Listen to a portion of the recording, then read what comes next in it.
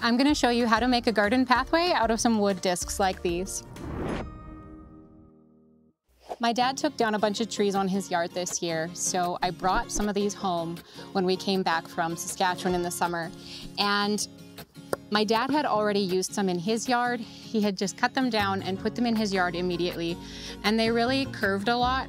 And so in an attempt to avoid that, I did leave mine out to dry in the sun for a few months, actually. Anytime it rained, I'd bring them back inside, but I put them on the driveway or out on the sidewalk just so that they could get a lot of moisture out of them, because wood that's just been cut is gonna still be wet. There's a lot of moisture left in there. And so I wanted to try to get them as dry as I could. Then after I dried them out, a lot of them had the thick bark on the edge flaking off. And so I just picked that off. This one didn't want to come off. It's still very firmly attached. And so I left them if they didn't want to come off, and I took them off if they did want to come off. And then after that, I wanted to seal them a little bit with something just to make them a little bit more protected from moisture. And so I got a spray-on lacquer, and I just gave them a quick coat. It's not very thick by any means, but I think it'll do a little bit of something to help keep the moisture out and just prevent the rot happening too quickly. I know that these aren't going to last forever, but I do think that they'll be a nice little addition to the side of our house, little garden pathway to get to the backyard. Now I am in the process of putting them into the ground, and so we have a mulch path on the side of our house, and I didn't want to just lay them on top of the mulch because they're a little too floppy and you could trip on them. I want to set them down into the ground. So the next step for me is I want to dig out the dirt under the mulch a little bit so that I can sink them down. I'm putting some gravel underneath so that these aren't sitting directly on wet ground, just to give a little better drainage and again, slow down that rotting process. So let's get to work.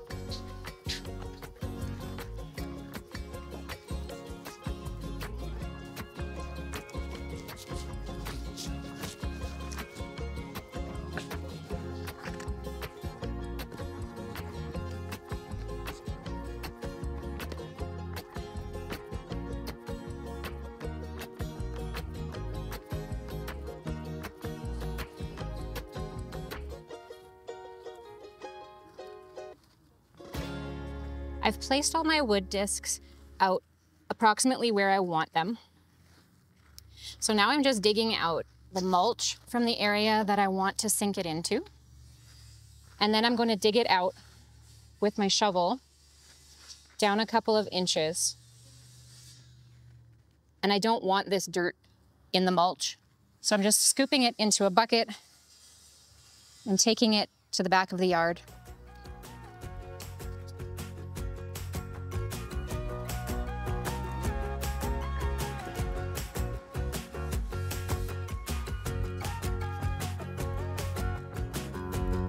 That's pretty good. I'm gonna get some crushed rock now, gravel, and put that underneath.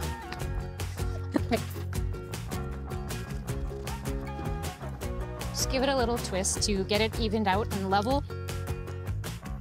Jump on it a few times.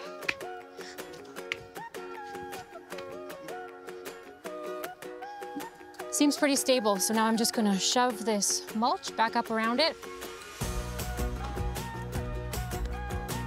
3 down, 18 more to go.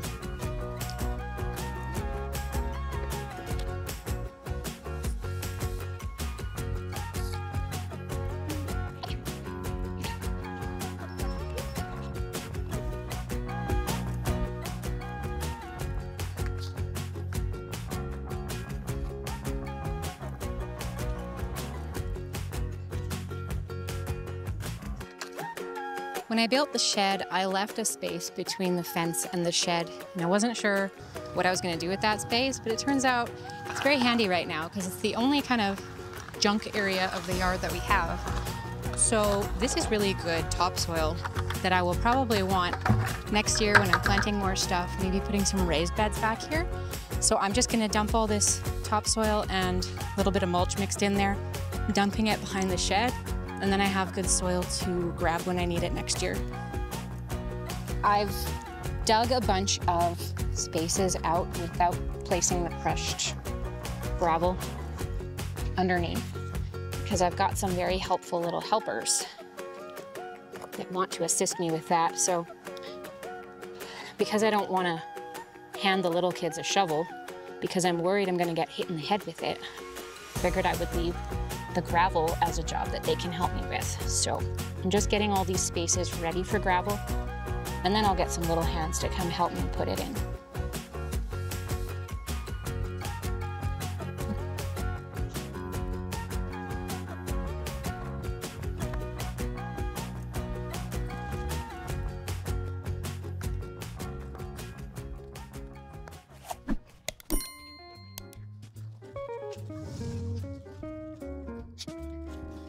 This piece is so thick. And now, of course, I'm coming up against some clay in the dirt underneath the topsoil here, so it's like the worst place I could have put the thick pieces because I have to dig through the clay. Oh well.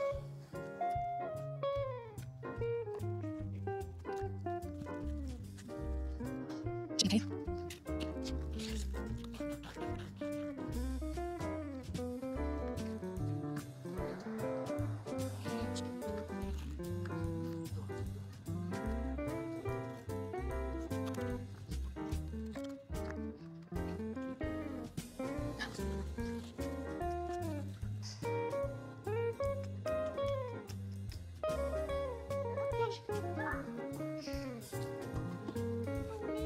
Okay, I'm gonna take it and set it here.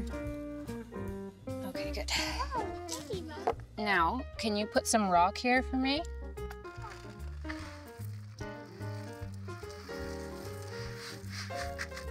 Nice.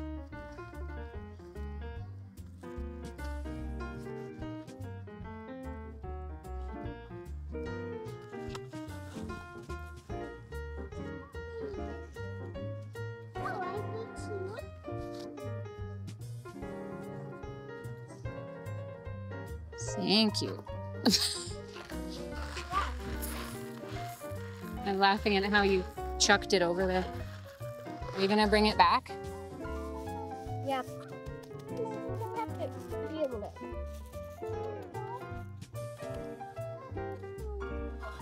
Whoa. Good one. Okay. I'll get this one done too. Man, this one is so thick. Should we do these ones next? Yeah, let's do them first. Okay. Why did you dig them once? So these ones need to be dug too. Are you doing rocks? Is that enough? Let's do more. That's it. Okay. Yeah. Okay.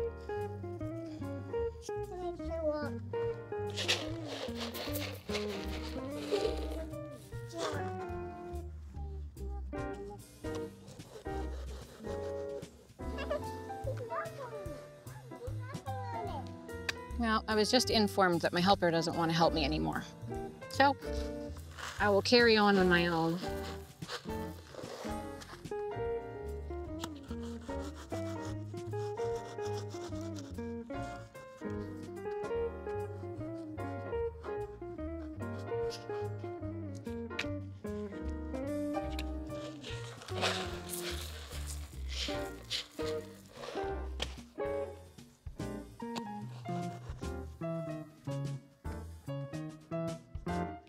Here's the finished product. I'm really happy with how it turned out. I know it's not gonna last forever, but this is gonna be a really good in-between time pathway for the side of our house. And it really didn't cost us much. I didn't pay anything for the wood. I think I paid $15 to $20 for the gravel, and the 2 cans of lacquer cost me $12. So for 35 bucks, $30 to $35, I'd say that's a pretty good use of my time to get this walkway installed. The kids think it's so fun. We decided to fill in the side of our house here just with cedar mulch because there's not going to be a lot of sunlight here, and we figured that the grass would not do well if we planted grass between the houses here. Typically, grass doesn't survive all that long for us, even in the best of conditions. And so if it was gonna get a lot of shade here, we just thought, let's not go there. Let's put mulch down instead. So that's what we did. And you can see in the distance there, we've done some landscaping up there with trees and shrubs and flowers, ornamental grasses and stuff. I plan to continue that through this mulched area as well, but that was as much as the budget allowed this summer. So we're just gonna pick away at this as time goes on. I also anticipate that our neighbors are gonna wanna put a fence between our 2 yards here. And so I didn't want to get too involved with planting stuff that might be disturbed by digging fence post holes. And so I will just fill this in as time and budget allows.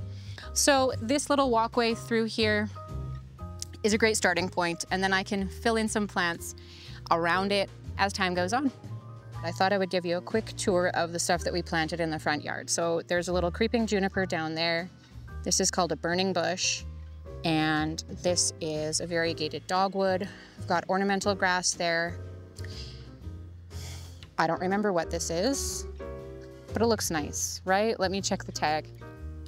This is a 9 bark. And then I have a gooseberry bush here and 3 hascap bushes, more ornamental grass, a coneflower there. That'll be a perennial that'll come back next year. And then here we have a weeping white spruce. It reminds me of a Dr. Seuss tree. And I also popped a little chives plant down there. So that's about it. And oh, no, that's not it. We also have this Hicks yew over here that I really love. It's got these pretty red berries on it. They're not edible, but they look really nice. And then beside the stairs here, I also put my rhubarb. I'm not typically a DIY person. This isn't a gardening channel, but this is all just part of homemaking, right? There's all kinds of things around the house and around the yard that take up our time, that take up our energy, and you can do this. You don't need to ask somebody else to do this for you. Little projects like this, they're totally doable. If you've got the time and you have the materials, it's low cost and it's a lot of fun to just get something done with your hands, to be able to look back at what you've done and go, I did that. So thank you for joining me today. This took a lot longer than I thought it was gonna take. I thought I was gonna have a ton of projects to share with you today, but it turned out to be just this one, and that's fine. That's how it goes. I'll see you again soon. Bye.